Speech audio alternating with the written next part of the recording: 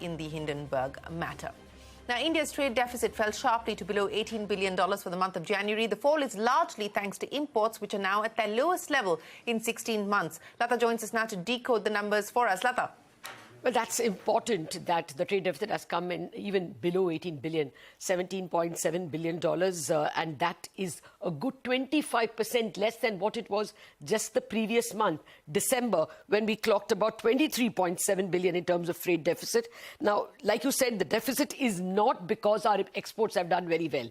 In fact, exports are lower than what they were in December, lower than even what they were a year ago. Exports have come in at 32.9 billion last month. That is December, they were 34.5 billion, and a year ago they were 35 billion. So it's not a good export story.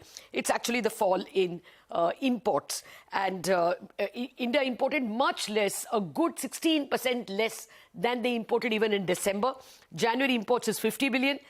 December was 58 billion. In fact, on that matter, let's analyze the deficit a little more. The trade deficit, like we said, in January was 17.7 billion. This compares to 25.5 billion, which is the average deficit of the last 9 months. April to December, our deficit was clocking 25.5 billion on an average. And again, imports, like I told you, at 50 billion. If you looked at the April-December tally, the monthly average works out to 60.6 billion. So this is a good 10 billion less than the average we clocked in the previous 9 months. The details are not yet put up on the Commerce Ministry website. As soon as that is out, we will know which exactly are the imports whose reduction helped reduce the trade deficit. Well, thanks very much, Lata. And speaking of the trade data, government sources